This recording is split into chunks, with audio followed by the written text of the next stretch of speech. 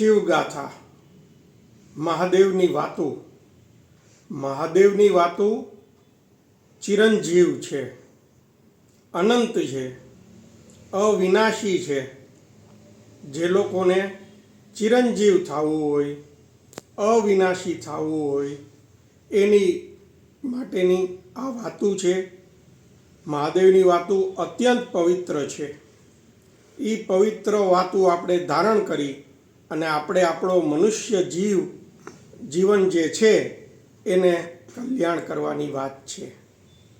શિવગાથામાં શિવનો મહિમા ઉપમન્યુ કથા લખી છે. ઉપમન્યુ વિશે જેને ખબર છે એ લોકો ઉપમન્યુના વિષયમાં રાચવા માંડશે, કારણ કે ઉપમન્યુ એ મહાદેવજીના પરમ ઉપાસક હતા.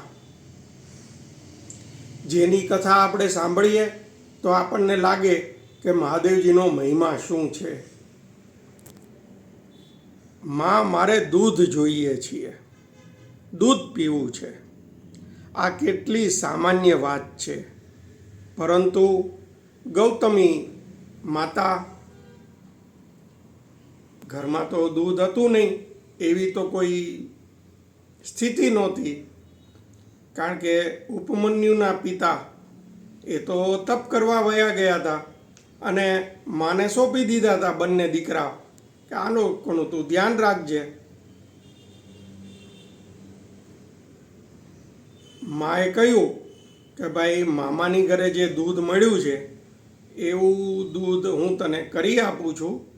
તમે લોકો બંને ભાઈઓ બહાર રમવા જાઓ. માએ થોડા ઘણા લતા પુષ્પો લઈ અને એને ખરલમાં ખાંડી એનું દૂધ કર્યું. ઉપમન્યુને બોલાવ્યા, આલ્યો દૂધ પીવો. માએ કીધું કે આલ્યો દૂધ પીવો. ઉપમન્યુએ દૂધ પીધું તો એને મામાના દૂધ જેવો સ્વાદ લાગ્યો નહીં. મામાની ઘરે તો એ ગૌરી ગાયું હતી, જેના કઢેલા દૂધ પીધા હતા એના સ્વાદ મોઢામાં રહી ગયો હતો. ઉપમન્યુ કે આ દૂધ એ નથી. તો ગૌતમી ઋષિએ કીધું કે ફક્ત દૂધ માટે થઈ અને મહાદેવજીનું તું ધ્યાન કર અને મહાદેવજી તને આપશે. આ એ સમય હતો કે દૂધ માટે થઈને બી એણે મહાદેવજીની વાત કરી. કેવડું મોટું એને નિશાની આપી અને રસ્તો બતાવ્યો. મહાદેવજીનું તપ કર્યું.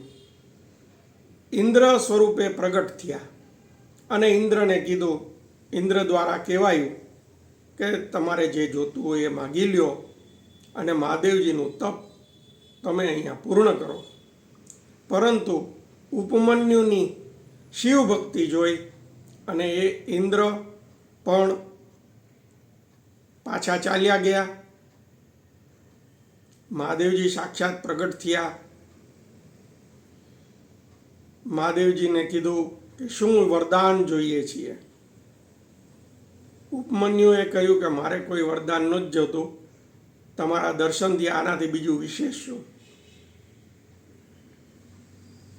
મહાદેવજીએ એને ક્ષીરસાગર પ્રદાન કર્યો. ક્ષીરસાગરમાં એનો વાસ કર્યો. મહાદેવજી અંતર્ધ્યાન થઈ ગયા. ઉપમન્યુ સમસ્ત પાછળનો જે સમય હતો એ સમયમાં ધ્યાનસ્થ અવસ્થામાં તપ કરતા કરતા સમય વિતાવતા હતા. એક સમયે શ્રી કૃષ્ણ એમની પાસે આવ્યા અને કૃષ્ણને શિવની ભક્તિનું દાન કર્યું. શ્રી કૃષ્ણના 3 ગુરુ છે. એક જે એમનું નામકરણ કર્યું તે, બીજા સાંદીપની ઋષિમાં જ્યાં ભણવા ગયા તે, અને ત્રીજું મહાદેવજીનું ભક્તિનું જેને દાન કર્યું એ ઋષિ ઉપમન્યુ. મહાદેવે ઋષિ ઉપમન્યુને કહ્યું કે તારા કુળમાં જે કોઈ બી જન્મશે એ લોકો કાંઈ પણ વાતથી વંચિત નહીં રહે. એમ ભૌતિક અને આધ્યાત્મિક વસ્તુઓનું દાન કરી મહાદેવજીએ ઉપમન્યુ ઋષિને ઉચ્ચ સ્થાને બેસાડી અને ઉપમન્યુનું નામ આજે પણ શિવના મહિમા માટે થઈ અને જાણીતું છે. અસ્તુ.